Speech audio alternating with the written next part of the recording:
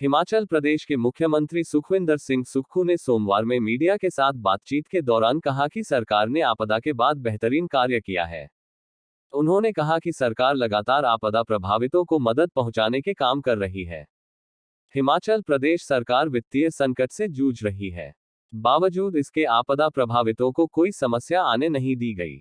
उन्होंने कहा कि केंद्र सरकार की ओर से जो सहायता मिली है वह स्टेट डिजास्टर रिस्पांस फंड के तौर पर आई है।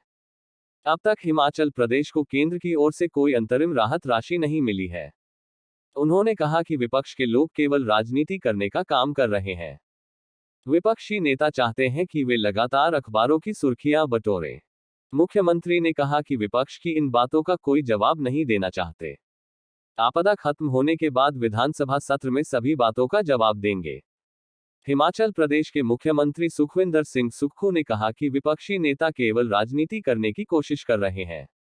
नेता प्रतिपक्ष जयराम ठाकुर राजनीतिक रोटियां सेक रहे हैं। यदि सरकार में तालमेल न होता तो 2 दिन के भीतर की आपदा प्रभावितों को राहत कैसे मिल जाती।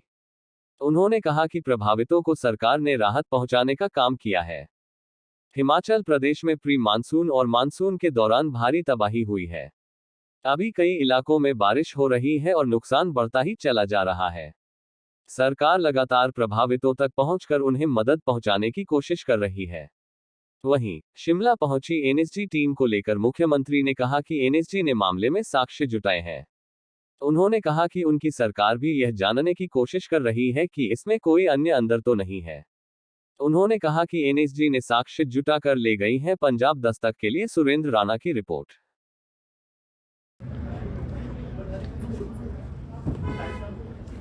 जहाँ तक आपदा की बात है, हर जगह अभी भी तबाही का मंजर है। कोटखाई, चढ़गांव, सब जगह क्षेत्रों में भारी बारिश के कारण बहुत बड़ा नुकसान हिमाचल प्रदेश को हुआ है। तकरीबन 8,000 करोड़ रुपए के नुकसान का अनुमान है और कई जगह लैंडस्लाइड के कारण जान माल का भी नुकसान हुआ है। मैंने पहले भी कहा था कि पूरे प्री मानसून में हमारा इतना ज़्यादा नुकसान हो चुका, अब तो मानसून पीक पर है और हम सरकार से आग्रह कर रहे हैं कि हमें अंतरिम राशि की पहली किस्त जल्दी मिल जाएगी केंद्र सरकार से, और ये इस आशा के साथ कि हमें अंतरिम राशि तुरंत मिले। लेकिन इसका ये मतलब नहीं है कि हमने आपदा में जो फौरी राहत है उसको पहुंचाने में देरी की है। हमने जो फौरी राहत थी जो 7 से 11 जुलाई के बीच में आई थी, उन सभी जो प्रभावित परिवार थे उनको आपदा राहत की राशि आवंटन कर दी है। और जो विकास के कार्यों के लिए हमने 50 करोड़ रुपया जो सड़कें बंद थी उसको खोल दिया गया है, क्योंकि सेब का सीज़न चल रहा है और सेब के सीज़न के वक्त हमने कहा है कि सभी सड़कें निकलेगी। क्या रोडू से लेकर ठोक तक 4 और एसडीओ जेईस के हमने सब डिवीज़न लगाए हैं और कुमार सेन से लेकर उसमें एडिशनल एसडीओ एक्सियन और अदर स्टाफ लगाया है। चौपाल वाले में भी अदर स्टाफ लगाया है और अभी मेरी एक और बैठक होने वाली है। तो आपदा प्रभावित लोगों को हम अपनी सरकार पूरा प्रयास कर रही है दिन रात मेहनत करके, ताकि आपदा प्रभावित को तत्काल राहत मिले। और जो हमारा सेब सीजन है, हमारे जो किसान हैं, बागवान हैं, उनकी सेब की जो फसल है वो सड़क के कारण सेब अवरुद्ध ना हो, मेरी चिंता अभी ज़्यादा वो है। और जो लैंडस्लाइड में जिनके घर दब गया वहाँ तक प्रशासन को पहुँचाना जरूरी है। सर, अलर्ट अभी भी है क्या? अच्छा, ऑरेंज अलर्ट अभी जारी हुआ है, और लेकिन आज का दिन जैसे थोड़ा अच्छा रहा, लेकिन बरसात की बारिश में क्या होता है कि यहाँ ठीक होगा तो दूसरी जगह तेज़ बारिश हो जाती है। तो अभी जो रिपोर्ट है कि अभी तक तो ठीक रहा है, लेकिन अभी प्रयास जारी है। सर, जिस तरह से नुकसान हुआ है सर, केंद्र सरकार ने अपनी टीम भेजी है और बहुत जल्दी उन्होंने अपनी टीम भेजी है। केंद्र सरकार के कुछ पैरामीटर्स है, उस नॉर्म के अनुसार वो हमें आपदा राहत राशि आवंटित करती है।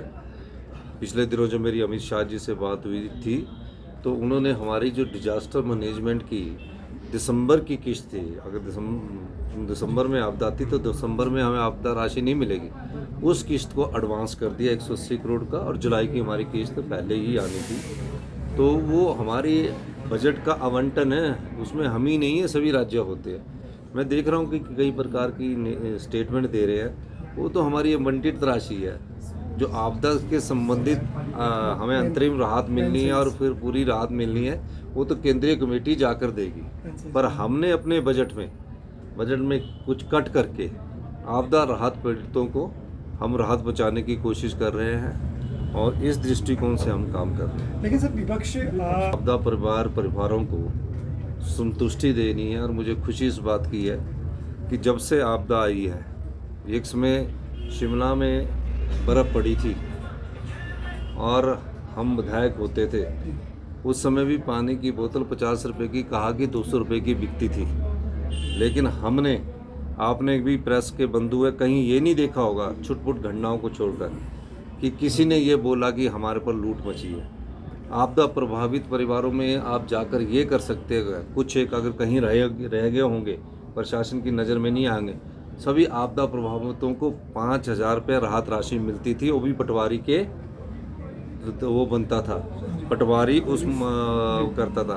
हमने 5,000 रुपये की राशि को नियमों को बदलकर 1 लाख रुपये कर दिया। जिसकी भैंस गाय इस आपदा में मरी है, उसके लिए 55,000 रुपये कर दिया, जबकि रिलीफ मैनुअल कुछ और है। और अगर भेड़ बकरी वाला कोई बचा है, उसको हमने बढ़ाकर 6,000 रुपये कर दिए, यानी कि भेड़ की पूरी कीमत कर दी।